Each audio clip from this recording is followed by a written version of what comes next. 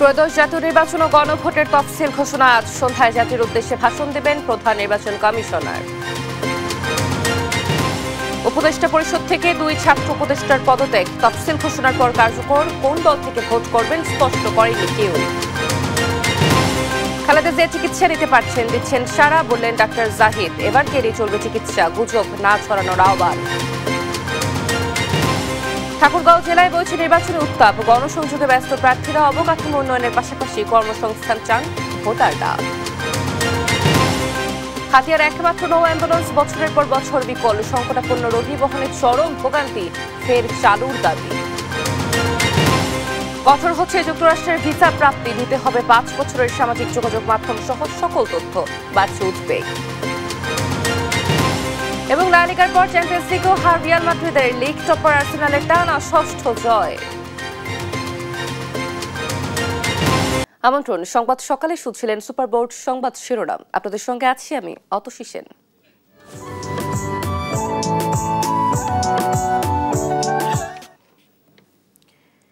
এবারে পুরো খবর। নির্বাচনী ট্রেনে ওঠার চূড়ান্ত মুহূর্ত।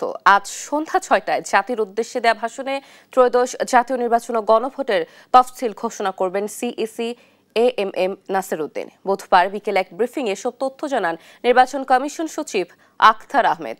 এর আগে দুপুরে রাষ্ট্রপতির সঙ্গে সাক্ষাৎ করেন সিইসি সহ পুরো কমিশন। জুনায়েদ আল হাবিবের রিপোর্ট। বছরখানেকের যাত্রায় প্রথম কোনো নির্বাচন আয়োজনের কঠিন পরীক্ষার দ্বার প্রান্তে নাসির উদ্দিন কমিশন। তবে এ পর্যন্ত আসার যাত্রাটা মোটেই সহজ ছিল না। রাজনীতির জটিল মারপ্যাচ আর শঙ্কা কাটিয়ে অবশেষে ভোটের ট্রেনে ওঠার অপেক্ষায় পুরো দেশ। বৃহস্পতিবার সন্ধ্যা 6টায় জাতির উদ্দেশ্যে ভাষণের মধ্য দিয়ে ঘোষণা করা হবে ত্রয়োদশ জাতীয় নির্বাচনের তফসিল। আগামীকাল সন্ধ্যা 6টার সময় তফসিল ঘোষণা করা হবে। মাননীয় প্রধান নির্বাচন কমিশনার তফসিল আপনার অনিয়ারে আপনাদেরকে জানিয়ে দিবেন। এর আগে দুপুরে নির্বাচনের সার্বিক প্রস্তুতির বিষয়ে অবহিত করতে বঙ্গভবনে রাষ্ট্রপতির সঙ্গে সাক্ষাৎ করেন নাসির উদ্দিনের নেতৃত্বাধীন কমিশন। বৈঠকে অবাধ, সুষ্ঠু ও নিরপেক্ষ নির্বাচনের জন্য কমিশনকে সব ধরনের সহায়তার আশ্বাস দিয়েছেন রাষ্ট্রপতি মোহাম্মদ শাহাবুদ্দিন। আমাদেরকে বলেছেন যে নির্বাচন কমিশন এগিয়ে যাচ্ছে এবং একটা ভালো, সুষ্ঠু এবং অর্থবহ নির্বাচনের জন্য যতটুকু সাহায্য, সহযোগিতা এবং সহানুভূতি ওনার দিক থেকে প্রয়োজন দেওয়ার সুযোগ আছে, উনি তার থেকে বেশি ছাড়া কম দিবেন না। এদিকে বাগেরহাট জেলার সংসদীয় আসন নিয়ে আপিল বিভাগের দেয়া রায়ের কপি হাতে পাওয়ার পর কমিশন পরবর্তী করণীয় ঠিক করবে বলে জানান ইসি সচিব। আমরা সীমানা নিয়ে যে একটা খবর পেয়েছি, অর্ডার পাওয়ার পরে এ বিষয়ে কমিশন সিদ্ধান্ত নেবে। জুনায়েদ আল হাবিব, দেশ টিভি, ঢাকা। আজ সন্ধ্যায় ত্রয়োদশ জাতীয় সংসদ নির্বাচন ও গণভোটের তফসিল ঘোষণা করা হবে। এ নিয়ে আরো খবর জানাতে যোগ দিচ্ছেন আমাদের সহকর্মী ইউসুফ ভুইয়া। যুক্ত হচ্ছে ইউসুফ, এই যে তফসিল ঘোষণা, এ সম্পর্কে সবশেষ তথ্য কি আমাদেরকে জানাবেন? অতসী, আজ সন্ধ্যা 6টার সময় তফসিল ঘোষণা করা হবে। গতকালই যে তফসিল ঘোষণার যে ভাষণটি, সেই ভাষণটি রেকর্ড করা হয়েছে এবং গতকাল বঙ্গভবনে প্রধান নির্বাচন কমিশনার নেতৃত্বাধীন নির্বাচন কমিশনাররা গিয়েছিলেন রাষ্ট্রপতির সঙ্গে দেখা করার জন্য এবং সেখানে রাষ্ট্রপতিকে নির্বাচনের সার্বিক যে তাদের যে পরিস্থিতি এবং নির্বাচন নিয়ে তাদের যে কার্যক্রম, সেই কার্যক্রম তাদেরকে অবহিত করেছেন এবং পরবর্তীতে নির্বাচন কমিশনারদেরকে রাষ্ট্রপতি আশ্বস্ত করেছেন যে নির্বাচনে যত ধরনের সাহায্য এবং সহায়তা প্রয়োজন সেই সাহায্য রাষ্ট্রপতি করবেন এবং পরবর্তীতে সেখান থেকে বঙ্গভবন থেকে 2 ঘন্টার বৈঠক শেষে প্রধান নির্বাচন কমিশনের নেতৃত্বে সবাই আবারও নির্বাচন ভবনে আসেন এবং পরবর্তীতে ইসি সচিব জানান যে সেখানে যে ব্যাপারগুলো নিয়ে আলোচনা হয়েছে সেই ব্যাপারগুলোর মধ্যে এবার যেহেতু ভিন্ন একটি প্রেক্ষাপটে নির্বাচন হচ্ছে, সেই প্রেক্ষাপটে জাতীয় নির্বাচন এবং গণভোট একই দিনে হচ্ছে, সেই কারণে প্রধান নির্বাচন কমিশনারকে রাষ্ট্রপতি বিভিন্ন জিনিস জানার চেষ্টা করেছেন এবং সেই জায়গা থেকে যেহেতু এবার নতুন করে প্রবাসী ভোট এবং পোস্টাল ব্যালটের মাধ্যমে প্রবাসী ভোট সহ জেল হাজতে যারা রয়েছেন কারাবন্দী তাদের ভোট এবং নির্বাচনে যারা দায়িত্বে থাকবেন তাদেরও আসলে ভোট গ্রহণ করা হবে, সেই জায়গা থেকে রাষ্ট্রপতি ইসি সচিব যেমনটা জানিয়েছেন, রাষ্ট্রপতি খুবই কৌতূহলের সঙ্গে এই ব্যাপারগুলো জেনেছেন এবং আপনাদেরকে জানিয়ে রাখি এই পরবর্তীতে বিকাল 4টার সময় ভাষণটি রেকর্ড করা হয় এবং ইসি সচিব পরবর্তীতে জানান যেহেতু সংসদীয় আসনের কিছু জটিলতা রয়েছে, সে জটিলতা হাইকোর্ট ইতিমধ্যে আসলে রায়ও দিয়েছে। সে রায়ের কপিটি এখন পর্যন্ত যেহেতু নির্বাচন ভবনে নির্বাচন কমিশনের কাছে আসেনি, কপিটি সেই জায়গা থেকে আজ সন্ধ্যা নাগাদ তারা আসলে তফসিল ঘোষণার যে রেকর্ডটি করা হয়েছে সেই রেকর্ডটি প্রচার করা হবে। এবং আপনাদেরকে জানিয়ে রাখি, যেহেতু এবারে তফসিলে বিভিন্ন জিনিস নতুন করে থাকতে পারে আমরা ধারণা করতে পারছি এবং নির্বাচনের অনেকে আসলে তারিখ নিয়েও জানতে চাচ্ছে আসলে কত তারিখের মধ্যে নির্বাচন হতে পারে।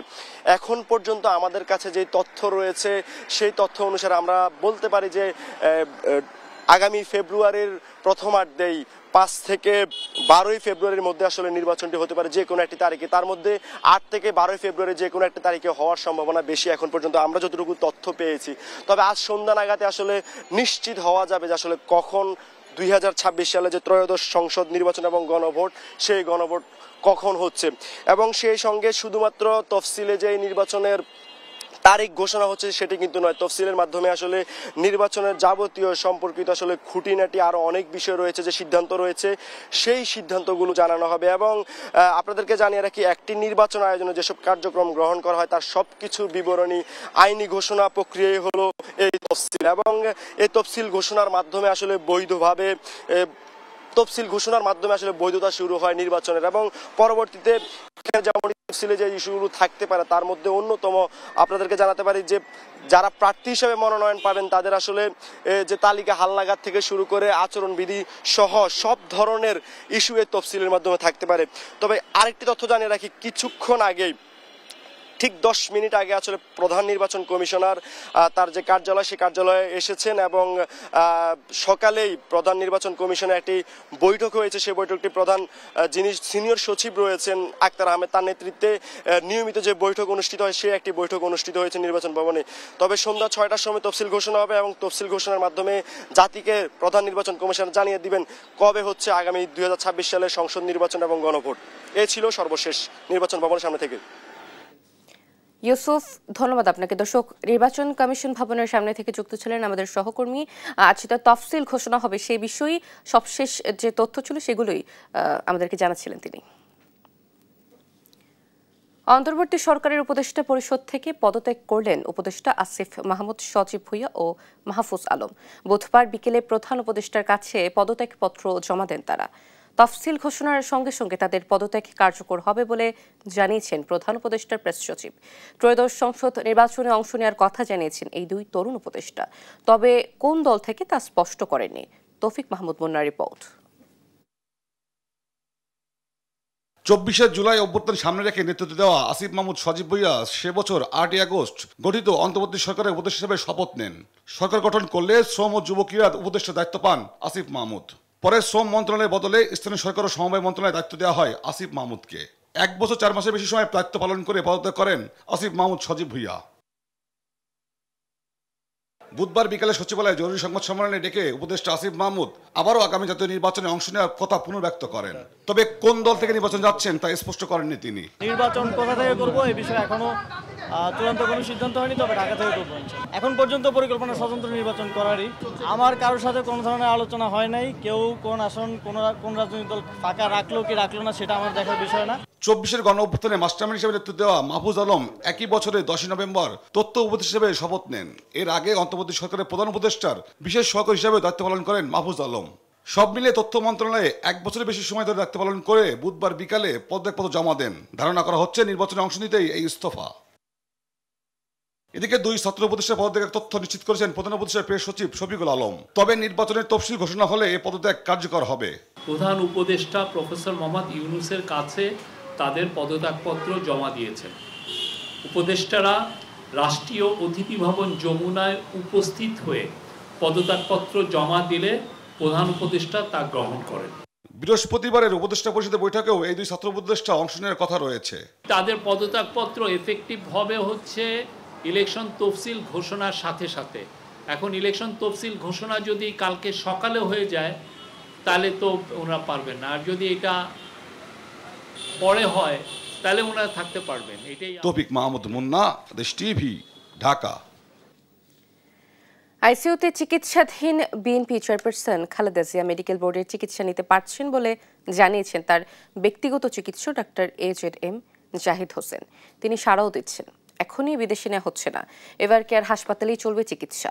খালেদা জিয়ার স্বাস্থ্য পরিস্থিতি নিয়ে অহেতুক গুজব না ছড়ানোর আহ্বান জানান ডাক্তার জাহিদ।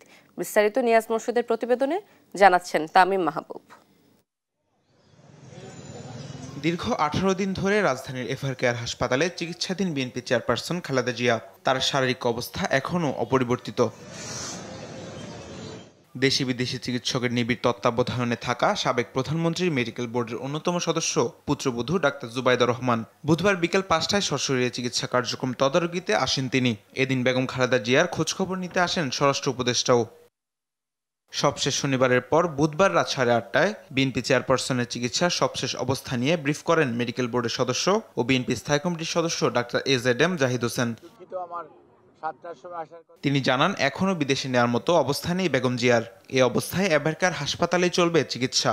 এখানে রেখেও সকল পর্যায়ের চিকিৎসকদের দেশে বিদেশে তাদের পরামর্শক্রমে ওনার চিকিৎসা অব্যাহত রয়েছে এবং আমরা খুবই আশাবাদী, মেডিকেল বোর্ডের সম্মানিত সকল সদস্যরাও আশাবাদী যে ওনার সুচিকিৎসা নিশ্চিত করা যাবে এবং পরবর্তীতে হয়তো ওনাকে যে কোনো সময়ে প্রয়োজনে দেশের বাইরেও নিয়ে যাওয়া হতে পারে। সংকটাপন্ন অবস্থায় খালেদা জিয়া মেডিকেল বোর্ডের আপ্রাণ চেষ্টায় দেয়া চিকিৎসা নিতে পারছেন এবং সাড়া দিচ্ছেন বলেও জানান তিনি। আপনাদেরকে আশ্বস্ত করতে চাই, ওনাকে যে চিকিৎসা দেওয়া হচ্ছে সেই চিকিৎসা উনি আগের মতোই, আমাদের মেডিকেল সায়েন্সের ভাষায় যদি বলি, she can continue on maintaining her treatment, এবং ডাক্তাররা যে চিকিৎসা দিচ্ছে সেটি উনি গ্রহণ করতে পারছেন এবং সেটি উনি নিয়ে সত্যিকার অর্থে রেসপন্স করছেন। দীর্ঘদিন থেকে আর্থ্রাইটিস, ডায়াবেটিসের পাশাপাশি কিডনি, লিভার, ফুসফুস, হৃদযন্ত্র, চোখের সমস্যা সহ নানা জটিলতায় ভুগছেন বেগম খালেদা জিয়া।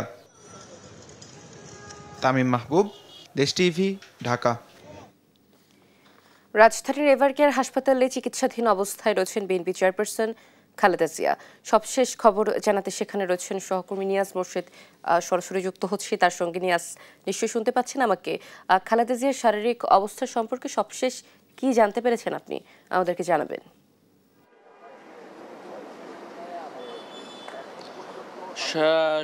বেগম খালেদা জিয়ার যে শারীরিক অবস্থার সর্বশেষ আসলে গতকালকে রাতে আমরা জেনেছি, তারপর থেকে আসলে এখন পর্যন্ত আমরা তার কোনো শারীরিক অবস্থার সর্বশেষ কোনো তথ্য আমরা এখন পর্যন্ত জানতে পারিনি। এবং যদি একটু বলি যে গতকাল রাতে যা জেনেছি, বিএনপি চেয়ারপারসন বেগম খালেদা জিয়ার ব্যক্তিগত চিকিৎসক ডাক্তার AZM জাহিদ হোসেন কিন্তু গেল 4 দিন পরে গতকালকে আমাদেরকে যে তথ্যগুলো দিয়েছেন সেটি হলো এখনই বেগম খালেদা জিয়াকে বিদেশে চিকিৎসার জন্য নিয়ে যাওয়া হচ্ছে না এবং দেশে বসেই তাকে চিকিৎসা দেওয়ার চেষ্টা করা হচ্ছে। এবং সেই সাথে যদি একটু বলি, তিনি যেটি বলেছেন যে দেশি বিদেশি যেসব চিকিৎসক রয়েছেন এবং তার যেসব শারীরিক অসুস্থতা রয়েছে, সেই অসুস্থতার জন্য আসলে পৃথিবীর মধ্যে যে সর্বোচ্চ যেভাবে চিকিৎসা দেওয়া সম্ভব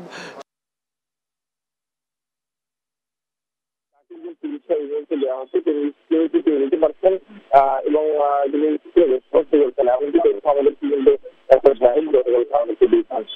আমাদেরকে কিন্তু আমাদেরকে কিন্তু ডাক্তার জাহিদ গতকালকে আমাদেরকে দিয়েছেন এবং সেই সাথে তিনি বলেছেন যে কোনো ধরনের তার অসুস্থতা নেই, যেহেতু তিনি আপনার সাবেক 3 বারের প্রধানমন্ত্রী ছিলেন এবং একটি দলের প্রধান, সেই ক্ষেত্রে তাকে নিয়ে আসলে জনগণের একটা আকাঙ্ক্ষা থাকে তার অবস্থা কি এবং তার শারীরিক অবস্থা এখন কী অবস্থা আছে, সেই কারণে কোনো ধরনের কোনো গুজব যাতে না ছড়ায় সেটি কিন্তু আসলে বারবার তিনি বলে দিয়েছেন যে কোনো ধরনের গুজব না ছড়ানোর আর তিনি আহ্বান জানিয়েছেন। এবং সেই সাথে আপনাকে যদি একটু বলি যে বেগম খালেদা জিয়ার পুত্রবধূ ডাক্তার জুবাইদা রহমান তিনি কিন্তু আপনার প্রতিদিনই কিন্তু এখানে আসছেন ঠিক বিকেল নাগাদ এবং রাত 11:30 কিংবা 12টার দিকে কিন্তু তিনি আসলে চলে যাচ্ছেন। এবং আমরা যতদূর জেনেছি যে তিনি প্রতিনিয়ত মেডিকেল বোর্ডের সাথে কথা বলছেন এবং সেই সাথে যারা বিদেশে যেসব চিকিৎসক এই মেডিকেল বোর্ডের সদস্য রয়েছেন তাদের সাথেও নিয়মিত যোগাযোগ রাখছেন। এবং বিএনপির ভারপ্রাপ্ত চেয়ারম্যান তারেক রহমান তিনিও আসলে কিন্তু এই বিষয়গুলো বেশ তদারকি করছেন বলে আমাদেরকে তথ্য দেওয়া হয়েছে। এই ছিল আমার কাছে এভারকেয়ার হাসপাতাল থেকে সর্বশেষ তথ্য। নিয়াজ, ধন্যবাদ আপনাকে। দর্শক, রাজধানীর এভারকেয়ার হাসপাতালের সামনে থেকে যুক্ত ছিলেন আমাদের সহকর্মী। বেগম খালেদা জিয়ার শারীরিক অবস্থার সবশেষ তথ্য সম্পর্কে জানাচ্ছিলেন তিনি। এবার আইডিএলসি জনতার ভোট।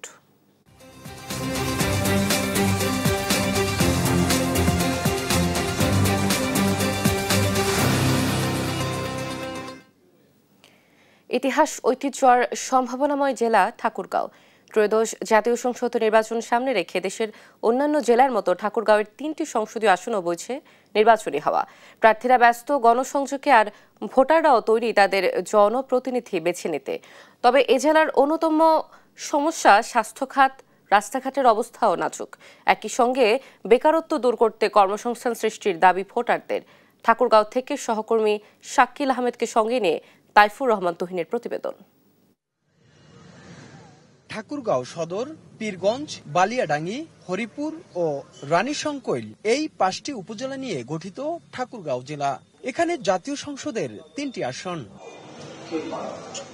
ত্রয়োদশ জাতীয় সংসদ নির্বাচনে ঠাকুরগাঁও 1 আসনে বিএনপির মনোনীত প্রার্থী দলটির মহাসচিব মির্জা ফখরুল ইসলাম আলমগীর, জামায়াতের প্রার্থী কেন্দ্রীয় নেতা দেলাওয়ার হোসেন, আর এনসিপির প্রার্থী এখনো চূড়ান্ত হয়নি।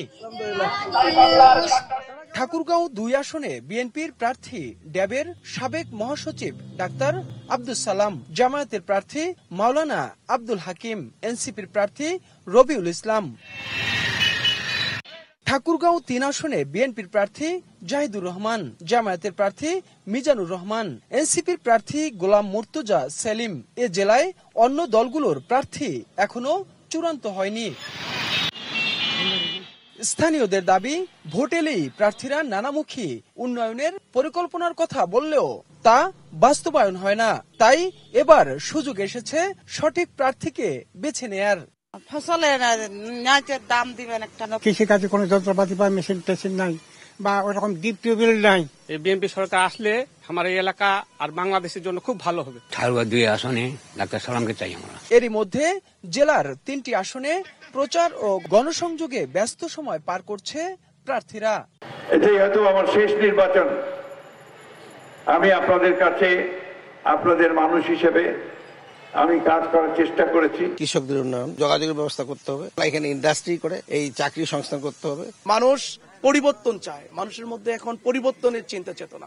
আমাদের যে নতুন বাস্তবতার যে আকাঙ্ক্ষার কথা বলছি, নতুন বন্দোবস্তের কথা বলছি, তারা আমাদের প্রত্যেকেই কাছে টেনে নিয়েছে। ঠাকুরগাঁও 1 আসনে 1986 সাল থেকে 2024 সাল পর্যন্ত 10টি সংসদ নির্বাচনের ফল বিশ্লেষণে দেখা যায় এই আসনে আওয়ামী লীগ 7 বার, বিএনপি 2 বার ও জাতীয় পার্টি 1 বার জয়ী হয়।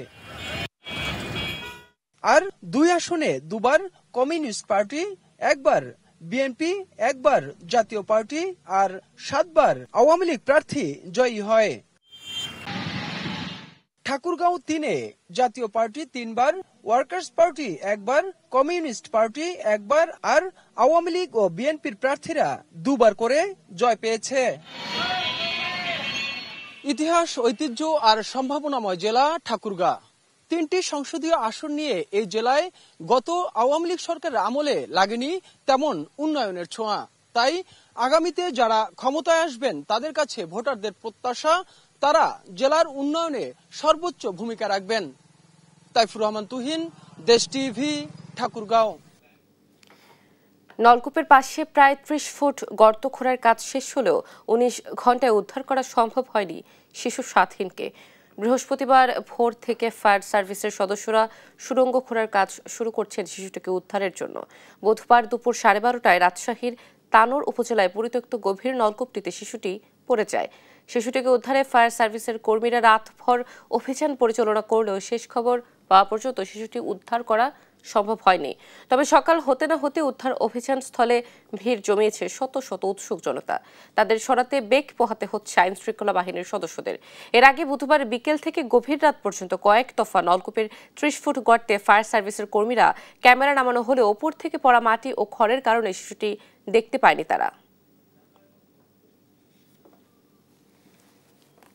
উদ্ধার কাজ শুরু হয়েছে, ফায়ার সার্ভিসের লোক আসে, 2টা উদ্ধার কাজ চলছে, সমস্ত রাত এই কাজ চলছে, এখনো উদ্ধার হয়নি।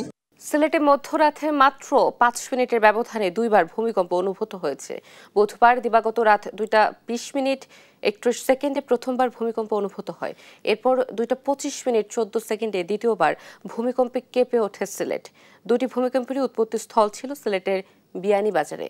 ভারতের ভূমিকম্প পর্যবেক্ষণ কেন্দ্র ন্যাশনাল সেন্টার ফর সেসমোলজির তথ্য অনুযায়ী প্রথম ভূমিকম্পটির মাত্রা ছিল 3.5 এবং গভীরতা ছিল 20 কিলোমিটার।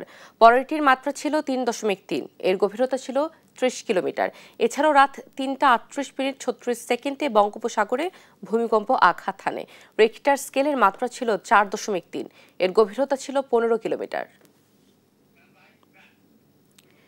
দ্বীপ উপজেলা হাতিয়ার জনবল ও আধুনিক চিকিৎসা ব্যবস্থা না থাকায় জটিল ও সংকটাপন্ন রোগীকে চিকিৎসা সেবা নিতে যেতে হয় নোয়াখালী সদরে। আর নদীতে রোগী পরিবহনের জন্য প্রধান ভরসা নৌ অ্যাম্বুলেন্স, সেটিও বছরের পর বছর বিকল থাকায় ভোগান্তিতে পড়েছেন দ্বীপবাসী। স্বাস্থ্যসেবা পেতে তাই দ্রুত নৌ অ্যাম্বুলেন্স চালুর দাবি তাদের। মাওলা সুজনের রিপোর্ট, জানাচ্ছেন সুপ্রিয়া তৃষা। নোয়াখালীর মূল ভূখণ্ড থেকে বিচ্ছিন্ন দ্বীপ উপজেলা হাতিয়া নদী বেষ্টিত উপকূলীয় এ জনপদে প্রায় 7.5 লাখ মানুষের বসবাস। চিকিৎসা সেবার অপর্যাপ্ততা, জনবল সংকট, নানা প্রতিকূলতা ও দুর্গম যাতায়াত ব্যবস্থার কারণে প্রতিনিয়ত দুর্ভোগ পোহাতে হয় এখানকার বাসিন্দাদের। দুর্যোগ আবহাওয়ার কারণে রোগী আটকে থাকতো, রোগীদের বিষম কষ্ট হইতো। এমনও আমার চোখে দেখা এখানে অনেক রোগী মারা গেছে। হাতিয়াতে একটা নো অ্যাম্বুলেন্সের দরকার। সরকারের কাছে আমাদের এই আবেদন, রাত দিন যখন একটা সরকারি নো অ্যাম্বুলেন্স থাকে তখন জনগণের উপকার হবে। রাত্রের বেলা বিভিন্ন রোগী যদি বিভিন্ন অবস্থা খারাপ দেখা দেয় তখন এদেরকে কাঠের নৌকায় তোলা অনেক কষ্টকর হয়। তখন বৃষ্টি বাদল হয় বা নিম্নচাপ উঠে। এখন যদি এটা হয়তো রাত বিরাত এখান থেকে রুগীরা যাইতে নানান যাতায়াত বহুত কষ্ট হয়। এমন অবস্থায় জেলা শহরে চিকিৎসা সেবা নেওয়ার জন্য নদী পারাপারে একমাত্র ভরসা নৌ অ্যাম্বুলেন্স, কিন্তু সেটিও অচল হয়ে পড়ে আছে বছরের পর বছর। আর এতেই প্রতিনিয়ত বিপাকে পড়েছেন দ্বীপের লাখ লাখ সেবা প্রত্যাশীরা। আমাদের হাতিয়াতে প্রায় 7 লাখ 7.5 লাখ মানুষ আছে। 2টা নো অ্যাম্বুলেন্স পড়ে রয়েছে। এখন আমাদের জরুরিভাবে নো অ্যাম্বুলেন্স প্রয়োজন। ঊর্ধ্বতন কর্মকর্তা যারা আছে ওদের কাছে আমাদের আবেদন যে হাতিয়া স্বাস্থ্য খাতটা বা হাসপাতালটাকে মেশিনপত্র, ডাক্তার সব কিছু মিলিয়ে যাতে আমাদের রোগীদের সেবা ভালোমতো আমরা পাই, সেই ব্যবস্থাটা আমাদের জন্য করা হোক। তবে দ্রুত নৌ অ্যাম্বুলেন্স মেরামত করার আশ্বাস দিয়েছেন জেলা সিভিল সার্জন। এ ব্যাপারে আমি আইএসও প্রজেক্টকে জানিয়েছি, তো ওই প্রজেক্ট থেকে একটা নেওয়া হয়েছে যে এটাকে ঠিক করবে আর সামনে হয়তো তেলের বরাদ্দ দিবে এবং অ্যাম্বুলেন্স ড্রাইভারের ব্যবস্থা করবে। তাহলে আমাদের এই সমস্যাটা মিটে যাবে আশা করি। স্বাস্থ্যসেবা ত্বরান্বিত করতে নোয়াখালীর হাতিয়ায় দ্রুত নৌ অ্যাম্বুলেন্স চালু হবে, এমনটাই প্রত্যাশা দ্বীপের বাসিন্দাদের। সুপ্রিয়া তৃষা, নিউজ ডেস্ক, দেশ টিভি।